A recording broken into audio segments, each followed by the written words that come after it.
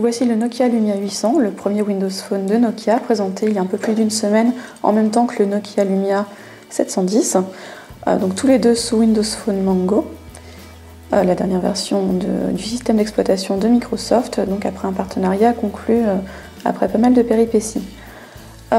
Ici on retrouve un design qui devrait rappeler des souvenirs à ceux qui connaissent le N9 sous MeeGo, dont je vous invite d'ailleurs à lire le test que nous avons fait récemment. Donc on retrouve cette même coque unibody en polycarbonate.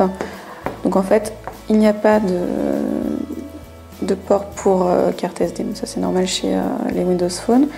On a une coque qui ne s'ouvre pas, un port pour micro USB qui est situé sous ce petit cache, pas toujours très facile à ouvrir mais qui ne s'ouvre pas donc facilement quand on fait tomber le mobile.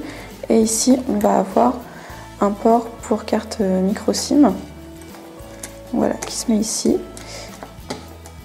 voilà, qui se fait glisser, donc à côté de la prise jack, et à l'arrière donc un capteur photo de 8 mégapixels, donc c'est une optique Carl Zeiss, voilà, avec un flash LED. Sur les côtés, les boutons classiques de Windows Phone, on a bien le déclencheur photo qui permet d'ouvrir l'application photo même quand le mobile est éteint. Donc ici le bouton de mise en veille et le volume. Et en fait avec on a une coque en silicone qui est fournie dans le coffret. Donc voilà, qui permet de protéger le mobile au quotidien. On va avoir sur le Lumia 800 un écran de 3,7 pouces, donc un tout petit peu plus petit que sur le N9, pour la simple et bonne raison qu'en bas on a les 3 boutons de navigation de Windows Phone, donc retour, home et recherche, donc qui mangent un petit peu de place sur l'écran, qui est un écran AMOLED au passage. La flèche est quand même importante puisqu'elle permet d'accéder au multitâches, ici j'ai qu'une application ouverte, et donc de récupérer des vignettes représentant les applications déjà ouvertes. Donc il suffit d'un appui long. À l'intérieur, comme d'habitude, les vignettes dynamiques de Windows Phone. On peut bien sûr configurer des comptes email de toutes sortes, Hotmail forcément qui est nécessaire, Google ou aussi les comptes Nokia. On va avoir donc un menu comme ça qui se déroule sur le côté, toujours classé par ordre alphabétique. Donc ça oblige un petit peu à scroller quand on commence à avoir beaucoup d'applications, évidemment. Niveau navigateur, ça va être Internet Explorer 9. Si on ouvre par exemple Mobile Actu.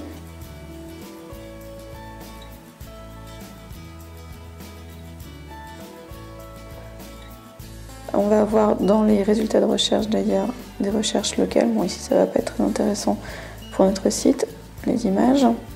On va toujours à faire dérouler sur le côté, ce qui est vraiment pratique au quotidien. Donc le multitâche, on va être ici. Au niveau des fonctionnalités apportées par Nokia, on va d'abord avoir Nokia Drive. Alors ici ça va pas être très intéressant en statique, mais bon, ça permet quand même de voir à quoi ça ressemble. Donc qui permet d'avoir un système de navigation avec une voix féminine chez Nokia en voiture. Vraiment un système qui fonctionne bien, très agréable, et qui est associé à une deuxième application. Bon, d'ailleurs, elle ne veut pas s'ouvrir ici, je ne sais pas à quoi c'est dû, sachant que c'est en bêta, c'est peut-être à cause de ça. C'est donc Nokia Cart, anciennement OviCart. Donc le système de cartographie de Nokia, qui rappellera des souvenirs aux utilisateurs des anciens Nokia ou des Symbian, donc qui offre une alternative assez intéressante au système carte qui est proposé par Microsoft et qui n'est pas forcément des plus performants. Donc on a plusieurs choix d'affichage, l'affichage satellite comme ça, ou alors les transports en commun.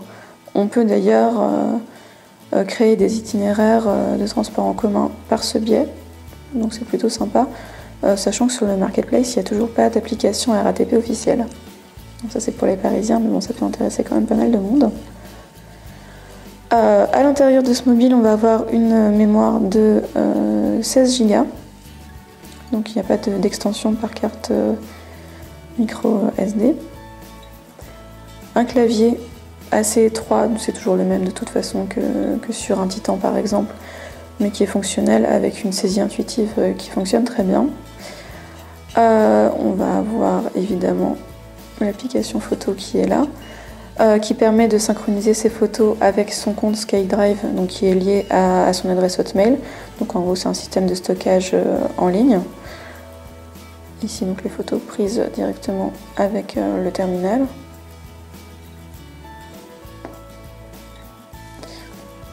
Donc un appareil photo finalement pas si exceptionnel que ça, qui a rencontré quelques petites difficultés de balance des blancs, notamment en intérieur.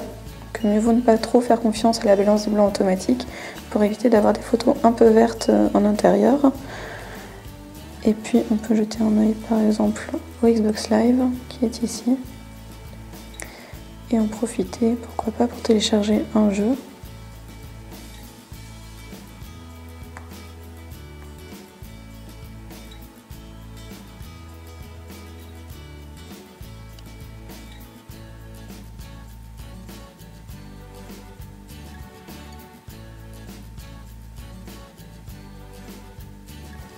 Avec un système d'exploitation fluide et un processeur de 1,4 GHz, Nokia nous offre ici une bonne surprise à un prix relativement abordable puisqu'il est proposé à 499 € actuellement hors pack opérateur.